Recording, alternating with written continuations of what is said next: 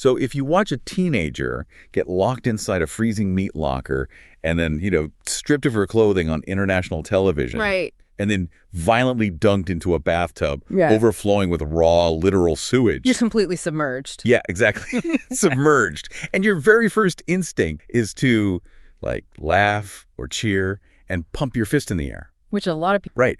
But what does that actually say about your psychological framework? I mean, today, we are doing a deep dive into dissecting the terrifying, highly mathematical architecture of narrative karma. It's a really fascinating topic, honestly. Welcome to the deep dive, everyone. We are unpacking a genuinely amazing piece of source material today. It's a comprehensive breakdown from the YouTube channel, Not Fair. Yeah, the video is titled, Every Time Heather Got Karma - Total Drama Island. Exactly. So we are basically taking a giant magnifying glass to the concept of cosmic payback today. And, the premise might initially sound like a lighthearted pivot for us. I mean, we are, after all, looking at an animated reality television show. Right, with highly exaggerated cartoon physics. Exactly. Yeah. But the underlying mechanics of the manipulation, the power dynamics, and really the audience's visceral demand for retribution, those are universally recognizable human traits. Totally. We're using the character of Heather as our main case study. Our source describes her as the ultimate manipulative, ruthless control. The undisputed, true mean girl of this fictional universe. Yeah.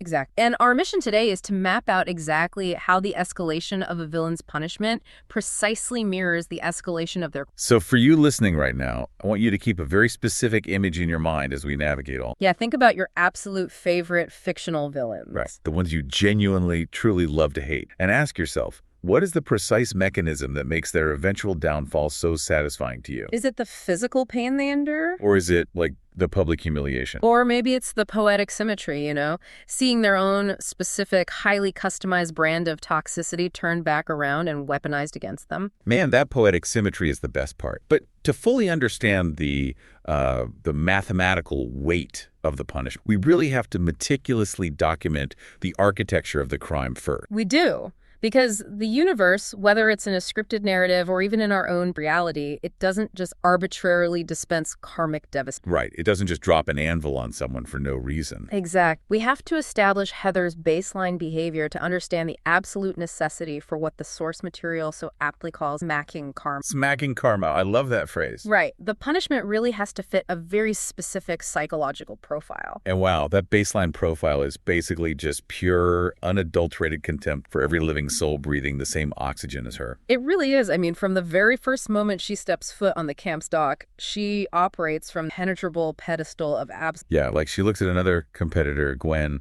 and instantly, without a single provocation, just dismissed. She calls her a low-rent gutter punk with dragon breath and ugly. Which is just so aggressively specific and mean. And then she surveys the rest of her fellow competitors and just categorizes the whole group simply as a freak show. Yeah. And she looks at Owen, a larger contestant, and literally brands him fatty ginormous. This is brutal. But notice the specific linguistic tool she's deploying there. This goes far beyond casual teenage superficiality. Right, it's not just mean girl stuff. Exactly. This is deliberate, calculated psychological framing. By systematically dehumanizing her competitors, by stripping them of their individual identities and reducing them to these grotesque, one-dimensional caricatures, she's actually giving herself the internal moral permission to treat them atrociously. Oh, wow. That makes so much sense. Yeah. She doesn't feel any empathy because she's already categorized them as entities beneath the threshold of empathy. Precisely. And that structural lack of empathy is exactly what allows her to actively systemize her manipulation. Right, because she surveys the social landscape of the camp, realizes she needs basically pawns to advance in the game, and immediately forms what she publicly dubs the Best Friends Alliance. With Beth and Lindsay. Yeah, but let's be super clear here. Calling this an alliance is a spectacular branding lie. It really is. It's indentured servitude, plain and simple. It's a textbook study in coercive control, honest. She doesn't just ask for their cooperation. She immediately establishes these absurd, completely one-sided rules. Oh my gosh, the rules. Right. They are designed specifically to break down their personal boundaries and test their compliance right out of the gate. A prime example from the source is rule number 3 of her alliance. Oh, rule number 3. Yeah, so this rule dictates that Heather is freely allowed to borrow any of their personal belongings without asking. Mm-hmm. But her own items are strictly unconditionally off-limits to them. It's so blatant. And when Beth, who is naturally more timid, weakly questions the logic of that rule, Heather does not negotiate at all. not even a little bit. She immediately threatens to replace them. She tells them she can easily just find someone else to take to the final. Actively leveraging their deep-seated desperation to be part of the in-group. Exact. And the control extends way beyond just borrowing lip gloss. She actually institutes a blanket ban on Lindsay dating another contestant, Tyler. Right, simply because Tyler happens to be on the opposing team. Yeah. And when she eventually catches Lindsay and Tyler together, she literally physically picks up a canoe and throws it at Tyler. A literal canoe. A literal canoe. I mean, the canoe incident is, like, hilarious and cartoonish, but the psychological mechanism behind that ban is super insidious. It's classic isolation tactic. In toxic power dynamics, the primary objective of the manipulator is the absolute isolation of their targets. Yeah. The abuser must systematically sever the victim's outside support system. By banning Lindsay from exploring a relationship with Tyler, Heather is aggressively ensuring that Lindsay's sole source of validation comes. Her entire direction and social reality comes exclusively from Heather. Right. And she explicitly frames this isolation as a benefit, telling Lindsay that leaving the alliance means losing Heather's protection. Which is the exact definition of a mafia protection racket. It really is. She is offering protection from a threat that she herself represented. Exactly. But, you know, manipulating a willing alliance is really only one facet of her arc. Yeah, the unprovoked cruelty leveled at people who aren't even actively opposing her is where the karmic debt truly starts to compound. Like the situation with Eva. Yes, Eva. So Eva is established early on as one of the most formidable, physically strong competitors in the entire game. And Heather immediately identifies this asset and neutralizes it. By completely stealing Eva's MP3 player. And she just sits back and watches as Eva, who has well-documented anger issues, completely melts down. Tearing the entire camp apart looking for it. Right, and then once the chaos has reached this absolute boiling point, Heather magically finds the MP3 player by the campfire pit. Strategically framing another innocent camper in the process. Naturally. And the resulting social fallout gets the physically threatening Eva eliminated from the game entirely. And the performance Heather puts on during the return of the three player is just, it's a masterclass in weaponized social. Oh, it's chilling. She seamlessly adopts this persona of the innocent bleak friend. She hands it back wide-eyed, saying, "I was wondering who it belonged to. You must have dropped it." She uses the veneer of politeness as a literal cloaking device for sabotage. And our source material highlights another chilling instance of this with her fake apology to a camper named Lana. Or Leona, depending on the text, yeah. Right. Heather approaches her, initiates the seemingly genuine truth, apologizes for her past behavior, and then very complimentarily praises Lana's ear. But the audience gets the real story a moment later in the confessional camera booth. Of course we do. Heather sits down, drops the smile completely, and just coldly states she's going down. And P.S., those are the ugliest earrings I've seen in my life. She doesn't just lie, she actively deep enjoys the deception. Yeah, the apology is merely a tactical maneuver designed to lower Lana's defensive perimeter. It's asymmetrical psychological warfare. She creates deep, paralyzing codependency within her alliance while simultaneously utilizing this untraceable strategic sabotage against her rival. And all of this builds to the absolute peak of her baseline cruelty, the singular event that irreparably seals her karmic fate. The talent show. The talent show. Oh my goodness. So, Heather sneaks into Gwen's cabin, uses Lindsay as a lookout, and physically steals Gwen's private diary. And then, instead of performing an actual talent, she walks right out onto the stage, stands in front of the live television cameras, and reads Gwen's innermost private thoughts out loud to the entire world. Broadcasting Gwen's secret crush on a fellow camper who plays guitar. Exposing her most vulnerable insecurities for international entertainment. It's so brutal. And the environment they are operating in, a reality television show, it amplifies the severity of this act tenfold. Oh, for sure. How so?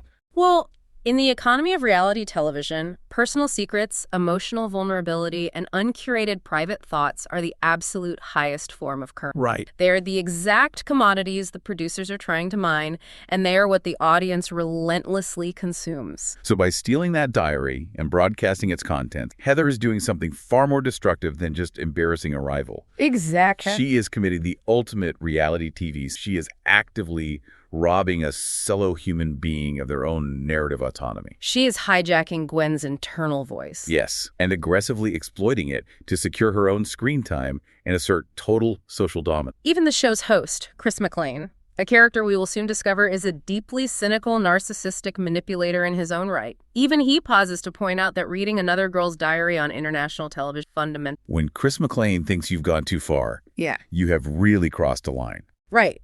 It represents a boundary violation of the highest conceivable order. We have tracked her evolution from dispensing petty, superficial insult to engineering structural, coercive manipulation. And finally arriving at total, non-consensual psychological exposure. Exactly. The framework of a vicious corporate hostile takeover applies perfectly here. Think about her strategy through that lens. Oh, I like that. Right. Yep. Because she is systematically liquidating the camp's strongest asset, like stealing the MP3 player to force the liquidation of Eva, the biggest physical threat. Yeah, that's exactly what she's doing. And she is strictly enforcing extreme non-compete clauses by banning Lindsay from dating Tyler, ensuring she retains an absolute monopoly on Lindsay's loyalty and labor. Then the diary reading fits right in. Because that is not a prank. That is an aggressive, scorch-the-earth corporate PR stunt explicitly designed to bankrupt her main rival's social capital overnight. The corporate framework reveals the core of her pathology. She views human beings entirely as transactional assets to be leveraged or liabilities to be liquidated. That is so... It is. However, within the structural architecture of narrative karma, a system always seeks equilibrium. Right. The universe has to balance. The universe of the show, acting as that balancing mechanism, simply cannot allow this level of unchecked sociopathic power to operate without a counterforce. And the really fascinating part is how the universe chooses to respond. Because it doesn't instantly drop a piano on her head the moment she insults someone? No, it doesn't deploy the nuclear option right out of the gate at all. It actually begins with elemental warnings. Small, seemingly petty physical inconveniences. Yeah, that serve as the cosmos gently, like tapping her on the shoulder. We enter the phase of environmental pushback here. The narrative begins utilizing the most basic elements of nature water, freezing temperatures, and insect to initiate the humbling process. The goal at this stage is basically merely to disrupt her baseline of physical perfection and absolute control. Let's trace the sequence the source text refers to as the Water Trilogy. Okay, yes. Not even an hour after her arrival at the camp, Heather is already throwing a tantrum. Threatening to quit the show. Yeah, threatening to quit, storming off down the dock. And in her blind arrogance, she accidentally kicks her own box of expensive shoes directly into the lake. And the source explicitly flags this as strike one. Right. And then, shortly after, Chris calls the entire cast in to take a group promotional photo. And Heather, trying to position herself perfectly, completely loses her footing. And plunges backward right into the lake. Strike two. The final strike occurs when Chris commands everyone to jump off a towering cliff into the water below for their first official challenge. Which Heather flatly refuses to do. She crosses her arms and acts as though the physical exertion is completely beneath her dignity. She gets into a heated, condescending argument with Leah, another camper. Until Leah finally reaches her breaking point, physically grabs Heather by the shoulders, and literally launches her over the edge of the cliff. Strike three. Strike three.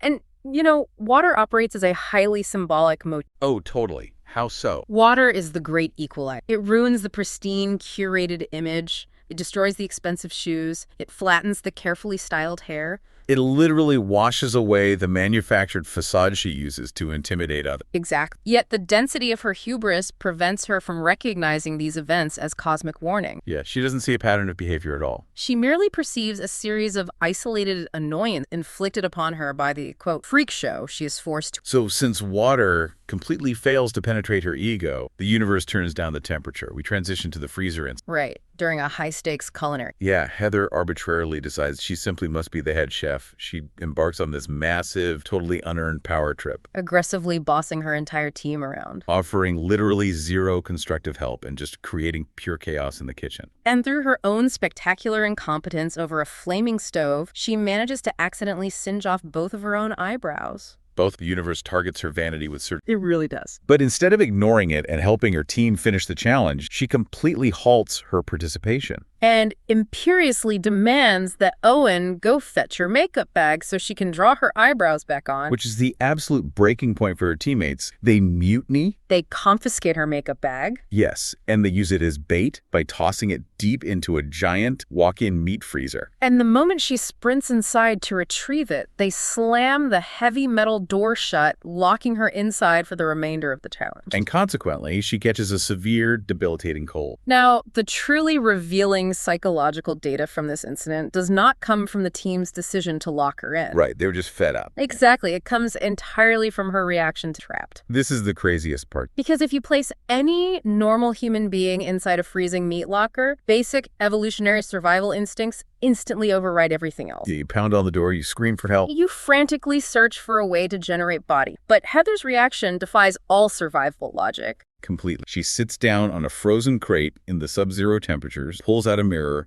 and calmly begins applying her makeup. The cognitive dissonance on display is staggering. Her vanity and her desperate need to maintain her visual superiority take absolute precedence over her biological well-being. Which is insane. She is so profoundly disconnected from the reality of her physical environment, so pathologically obsessed with her image, that she is willing to risk hypothermia rather than allow anyone to perceive her without her eyebrows perfectly drawn. Man, and the universe is taking meticulous notes at this point. Oh, definitely. Water was dismissed, ice was ignored. So the next logical escalation is biological annoyance. Enter the ants. Enter the ants. So following the devastating diary incident, Gwen finally decides to strike back. She acquires a red ant farm belonging to a fellow camper named Carol. She sneaks into Heather's cabin And dumps the entire colony of angry, biting red ants directly into Heather's bedsheets. Heather spends the entire night being relentlessly bitten. Completely unable to achieve a single moment of sleep, and emerges the next morning looking, according to our source, absolutely ghastly. Covered head to toe in swollen red welts. Now, the source text makes a really fascinating observation here. Yeah, it does. Despite the physical pain of the ant bite, it frames the event as barely a slap on the wrist. It feels more akin to a summer camp prank than the heavy hand of true cosmic justice. And I have to admit, I kind of struggle with the framing of this entire section. Yeah, really? Why is that? Let me push back on this whole concept of quote-unquote karma regarding the water, the freezer, and the ants. Okay, go ahead. Are we actually looking at cosmic justice dispensed by a sentient narrative universe? Or are we simply observing the natural, highly logical, inevitable consequences of alienating every single human being in your immediate vicinity? Ah, I see what you're saying. Right. Think of it as social physics. If you act like a tyrannical, abusive head chef and treat your kitchen staff like garbage, the statistical probability of them locking you in a fridge approaches 100%. That is a very fair point. And if you read someone's most intimate diary on international television, they are absolutely going to retaliate by putting bugs in your bed. They really are. It doesn't require mystical cosmic scales to balance that equation. It just requires basic cause and effect. So convince me the universe is actually at work here, rather than just the inevitable blowback of being a terrible person. Well, the distinction between social physics and narrative karma is a vital one to explore. And you are absolutely correct that the immediate mechanics are driven by logical human retaliation, cause and effect. Right. However, in the architecture of a narrative structure, the author, or the overarching universe of the show, utilizes these logical physical consequences as a deliberate diagnostic test. A diagnostic test. Okay, explain that. The universe applies physical friction to test the character's capacity for introspection and change. The fundamental question the universe is asking is, does minor physical discomfort and direct social retaliation force Heather to pause, reflect, and alter her behavioral trajectory? And the data returns a resounding, definitive no. Exactly, because the universe is attacking the wrong currency. The wrong currency. Right. Physical discomfort is not the metric by which Heather measures power. Her entire economy is based on social status, psychological dominance, and her untouchable, curated public. Enduring a freezing room or suffering a few dozen bug bites might make her look ghastly for a 12-hour news cycle, but she can literally and metaphorically cover those blemishes with makeup. Literally, she did it in the freezer. Exactly. Those inconveniences do not dismantle the structural foundation of her power. Wow. Okay, so when minor physical discomfort and basic logical cause and effect fail to produce even a fraction of a behavioral shift, the universe has to recalibrate. It realizes it must launch a direct assault on the very foundation of power. That pristine, untouchable public image. We leave the minor elements of inconvenience behind and enter the brutal, highly visible theater of humiliation. The pivot here is structural. The punishments transition away from private enclosed spaces like a sealed meat freezer or the isolation of her own bed. Right. And they move into highly public, deeply humiliating exposures that unfold not just in front of the entire camp,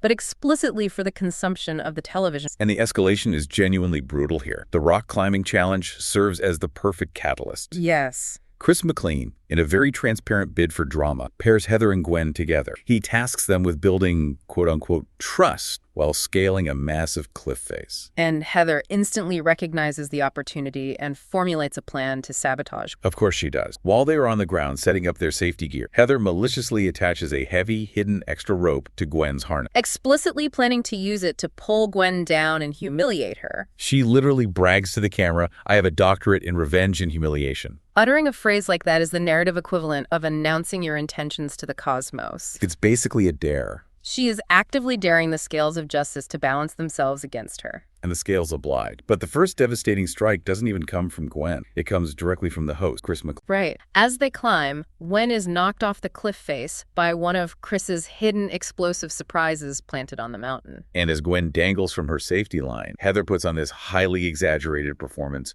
pretending to be the panicked, desperate friend trying to pull her up. But Chris, watching from below, sees entirely through the theatrical facade. So to, quote-unquote, spice things up for the cameras, Chris pulls out a high-powered spray gun and blasts Heather directly in the eyes with concentrated habanero pepper sauce. Now, analyzing Chris McLean's specific role in the delivery of karma adds a really fascinating layer of complexity. Yeah, let's dig into Chris for a sec. The source text makes a point to explicitly clarify that Chris is not functioning as a moral arbiter. Not at all. He is a deeply cynical, sadistic narcissist who is arguably much more morally bankrupt than Heather herself. Yeah, he isn't blinding Heather with pepper spray out of some noble sense of justice or to protect Gwen. No, he is doing it exclusively to boost his ratings and create compelling television. It's all about the views. Furthermore, he is defending his own hierarchical territory. Chris refuses to allow any contestant to become the alpha villain of his production. Oh, that makes so much sense. He's the main character.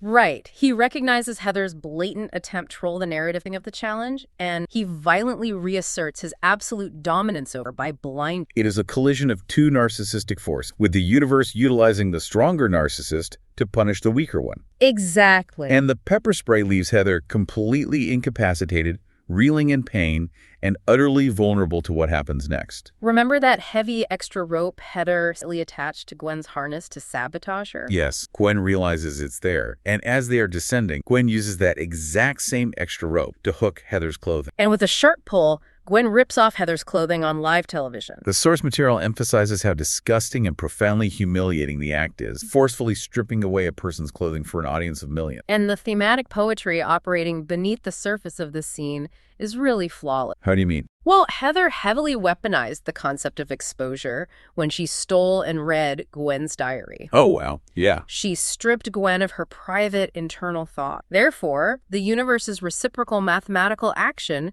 is to forcefully, physically expose Heather. It is a literal, tangible stripping away of her defensive barriers and her meticulously curated image. And the universe locates that specific exposure button and just begins mashing it repeatedly. Literally over and over. Later in the season, the campers are subjected to a challenge involving a blind trapeze swinging high over a murky pond. And Lindsay, Heather's heavily manipulated and entirely incompetent alliance member, is supposed to catch a blindfolded Heather midair. But Lindsay completely misses the time. Heather plummets helplessly downward, splashing directly into a pond entirely infested with electric jellyfish. The source text includes a brilliantly observant quote from Gwen regarding this specific. What is she? Watching Heather fall into the jellyfish, Gwen remarks, "Sometimes the universe just gives you a freebie." It is the ultimate freebie. The jellyfish immediately swarm her, latching onto her skin and repeatedly electrocuting her with such intense voltage that she literally passes out from the sheer physical trauma. But the universe is still not finished with the theme of public exposure. No, it's not. Fast forward to an extreme mud course challenge. Heather is aggressively driving a dirt buggy or a wave jumper, depending on the section of the course. Right. And she is physically tethered to another camper, Harold, who is riding behind her wearing almost nothing. Instead of relying on her driving skills to shake Harold off and win the challenge cleanly, Heather resorts to her default setting. Cheating. She consistently chooses sabotage over skill, reinforcing her inability to operate within a fair. She pulls out a knife and attempts to hack through the rope attaching them. But as she is violently struggling to sever the rope behind her, the physical exertion causes the strap of her own top to suddenly snap loose. Her top falls, and Harold gets a completely unobstructed front row view of her entirely exposed. Now, the source video is quick to point out that because this is ostensibly a children's animated show, the visual is entirely implied and censored from the viewer. Right, obviously. But within the context of the narrative universe, the social and psychological humiliation is absent. She is locked in a relentless cycle of being caught both. It's nonstop. And, observing this relentless cycle really requires us to turn the analytical lens back onto ourselves as viewers. It does. Why do we find the repeated degradation of this character so deeply entertaining? This touches on the complex evolutionary and sociological roots of Schadenfreude. The German term for deriving intense pleasure from the misfortune of others. Exactly. Why do we actively cheer for her degradation? Why is it psychologically satisfying to watch a teenage girl get electrocuted until she loses consciousness or have her clothing ripped off in public? I think this satisfaction is directly proportional to the insidious, deliberate nature of her psychological bullying. Yes. I want to spend some time on an analogy here because I think it explains exactly how we process this kind of justice. Okay, let's hear it.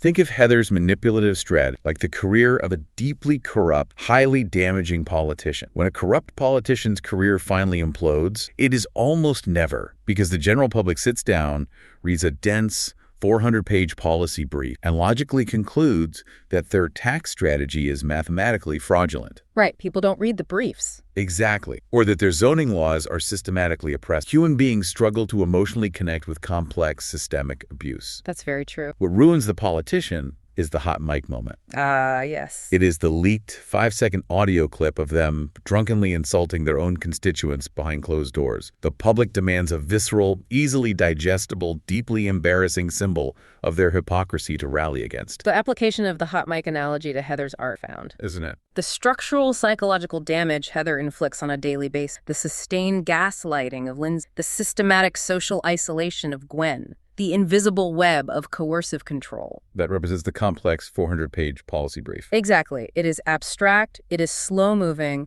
and it is difficult to capture in a single satisfying image. Right. The universe understands that the audience requires a cathartic release, so it consistently manufactures these hot mic moments. The universe ensures she is caught, stripped, electrocuted, and humiliated in the most visceral, easily universally understood ways possible. And the ultimate, most visceral humiliation of the entire series happens shortly after a deeply calculated move involving Trent. Oh man, the Trent situation. So Trent is the primary love interest of her main rival, Gwen. And Heather has absolutely zero romantic interest in Trent. She actively dislikes him. However, she orchestrates a scenario to publicly kiss Trent, purely to manufacture a devastating misunderstanding. She wants Trent to believe Gwen hates him, and she wants to completely detonate their budding relationship. It is an act of pure, unadulterated malice designed to inflict maximum emotional collateral damage. And the retaliation for this is swift and incredibly foul. Leah, the same camper who grew tired of her attitude and launched her off the cliff in episode 1,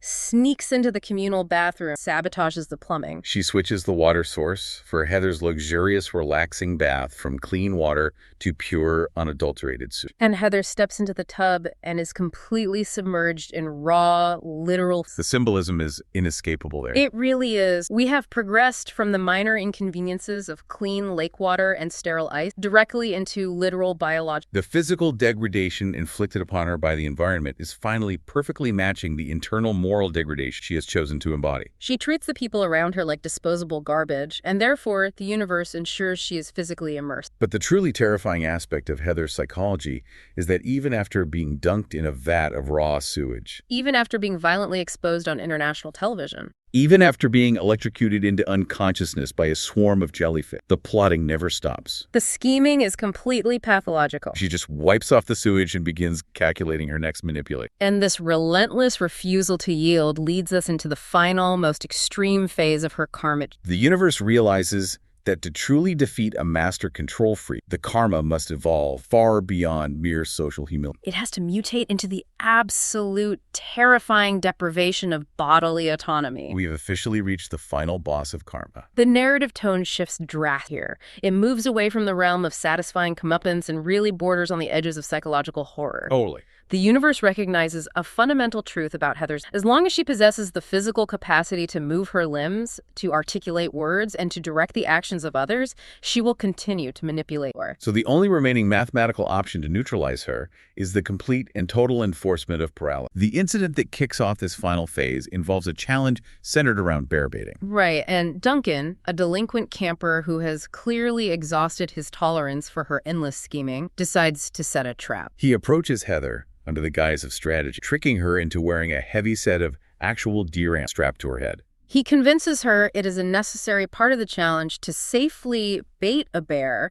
and lead it back to the camp for points. It is a complete setup. While she is wandering the woods wearing the antlers, she is targeted by a hunter or a park ranger and shot directly in the rear end with a highly potent, heavy-duty animal tranquilizer dart. And the physical manifestation of the tranquilizer's effect is disturbing to witness. It really is. The source text vividly describes her condition. She is rendered completely paralyzed, her jaw goes slack, and she is left heavily drooling, leaking what the video calls salivary slop down. She is stripped of all voluntary motor function. The narrator of the YouTube video actually uses the phrase looking like she has cerebral palsy, which obviously we need to reframe objectively as a complete terrifying loss of muscular control rather than a medical diagnosis. Of course. But the use of that phrasing underscores exactly how visibly, fundamentally incapacitated the animators designed her to. She is transformed into a living statue. She cannot move her arms, she cannot speak, she cannot scheme, she cannot defend herself. She is rendered entirely, fundamentally helpless. And it is precisely in this state of absolute drooling helplessness that Chris McLean decides to deliver the punishment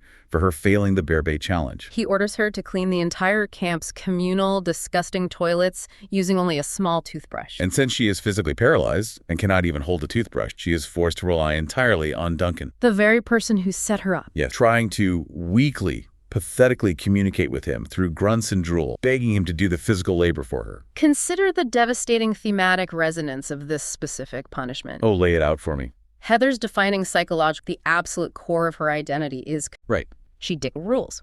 She decides who is allowed to speak. She decides who stays on the island. And so the universe responds to this pathological need for hypercontrol by surgically stripping her of the most fundamental, basic level of control a human being possesses. Exact. The neurological ability to command their own physical body. She is trapped, fully conscious, inside a fleshy prison of her own making. And the truly wild part is that being trapped inside her own paralyzed body is just the warm-up act. It is merely the opening band for the main event, which is the Owen bathroom incident. This is the sequence that the source material literally issues a trigger warning for before showing it to the audience. We really need to dissect the mechanics of this final scene with extreme care, as it represents the absolute crescendo of her entire karmic arc. The setup is a high-stakes, gross-out food eating contest. Team Gophers is falling behind and desperately needs a victim. And Heather, ever the ruthless, calculating strategist, decides she needs to forcefully intervene. She focuses her attention on her teammate, Owen. She doesn't just encourage him to eat fast, she physically forces him. She grabs a massive, overflowing tray of what the show literally labels as toxic waste. A bubbling, grotesque concoction. And she aggressively shoves it down Owen's throat as fast as humanly possible, completely and totally ignoring his visible physical distress. Ignoring his biological limits and his basic health purely to secure a point for her team. She views his digestive system not as a part of a living human being, but as a mechanical engine that she can simply overlock to achieve her desire. But you cannot overlock Owen's stomach with toxic waste without triggering a catastrophic biological meltdown. You really can't. Seconds after swallowing the final bite, Owen is struck by severe, explosive stomach cramp. His body goes into a blind, animalistic panic. Desperate to reach a bathroom, he grabs the closest physical object to him to use as leverage to pull himself. And that object happens to be Heather's leg. He latches onto her, and with terrifying strength, he physically drags her across the rough wooden floor of the lodge. And the entire time he is dragging her, his gastrointestinal system is failing, and he is uncontrollably passing gas directly onto her face. He violently bursts into a tiny, completely enclosed toilet cubicle, and in his panic, he drags her inside with him, and the heavy door slams shut, trapping her inside. The terrifying detail here is the duration. She is sealed in that tiny, unventilated stall with him for 10 full minutes. 10 agonizing minutes. While Owen uncontrollably empties his bowels of radioactive toxic waste, crying and screaming, all while the live television cameras are rolling just inches away on the other side of the door. Capturing every horrific sound. Our source video pauses the breakdown here to literally say, we don't think you guys fully understand the horror she just experienced. How does one even recover? It transcends humiliation. It is a full-scale sensory nightmare. Yeah. But from a structural mathematical standpoint, it is a flawless equation. Okay, walk me through that. To understand why, we must analyze Owen's specific role within the cosmology. The source refers to Owen as a divine karma mag specifically calibrated for Heather. Think back to an earlier episode, right? Heather wins a highly exclusive luxury hot tub challenge. Yes. She is sitting alone, enjoying her elitist fic, when Owen joyfully bounds into the area completely naked and wraps her in a massive wet bear hug, entirely ruining her moment of curated perfection. He is a human tornado, an unstoppable, oblivious force of gross-out nature. Precisely. In the alignment chart of this universe, Owen represents chaotic neutrality. And Heather, conversely, represents hyper-calculated, rigid, structural malice. Right. She expends all her energy trying to control every microscopic variable in her environment. But the one variable she fundamentally cannot manipulate is Owen's biology. Because he is completely oblivious to her complex scheming. Which makes him the perfect, blunt, unthinking instrument for the universe to wield against her.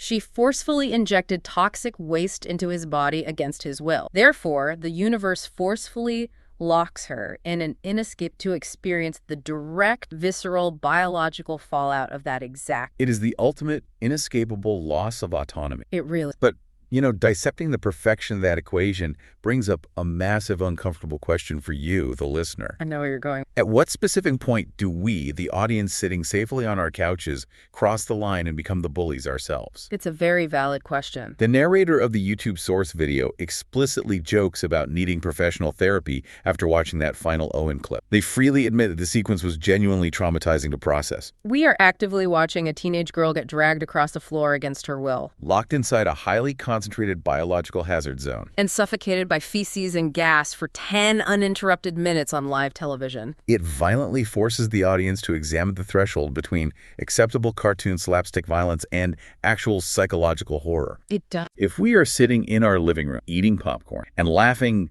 hysterically at a human being, even a fictional animated one being, subjected to what is legally classified under the Geneva Conventions as psychological and sensory torture, have we fundamentally lost our own moral high ground? Does the sheer brutality of the punishment at this extreme grotesque end of the spectrum finally exceed the weight of the original crime? You have articulated the core paradox of narrative justice perfectly. As an audience, we deeply demand that the villain suffers proportionately to the cruelty they have inflicted. Right. But because fictional villains are often written to be exaggeratedly, unrealistically cruel to drive the plot forward, the karmic retribution required to mathematically balance those scales must, by necessity, become exaggeratedly grotesque. Exactly. We cheer for the sewage and the electrocution because the narrative architecture has explicitly coded her as deserving of the. But if you isolate those acts from the narrative context, if you just describe the events objectively, the acts themselves are undeniably horrifying. It is an incredibly fine, almost invisible line to walk as a consumer of media. And analyzing that line brings us full circle to the exact mission we set out to accomplish at the beginning of this deep dive. We initiated this discussion by searching for a structured architecture within the often murky, unpredictable waters of karma. And what we have discovered, by meticulously tracking Heather's arc through the source material, is a surprisingly rigid, unyielding mathematical equation of narrative justice. It genuinely functions like a mathematical. Think about the progression we just tracked. Petty, verbal insults, and a generalized superior attitude. The universe calculates that and outputs a splash of dirty lake water or the loss of some eyebrows. Calculated sabotage and the structural manipulation of a peer's private diary. The universe recalculates and outputs public habanero pepper spray directly to the corneas and a bath in raw. And when the behavior escalates to systemic psychological warfare, where the perpetrator actively strips others of their autonomy, their safety, and their basic humanity, the universe finalizes the equation and outputs a total, terrifying loss of the perpetrator's own bodily autonomy. Tranquilizer darts that paralyze the nervous system and locked toilet cubicles filled with toxic waste. The universe always matches the exact frequency of the malice. Understanding that formula leads directly to a really profound, slightly unsettling thought that I want to leave you with today. All right. At the very end of our source video, the narrator throws out a theoretical teaser question to the entire Total Drama fandom. They ask, do you think Heather is smarter than Alejandro when it comes to plotting, being manipulative? Alejandro being introduced as another notorious, highly effective villain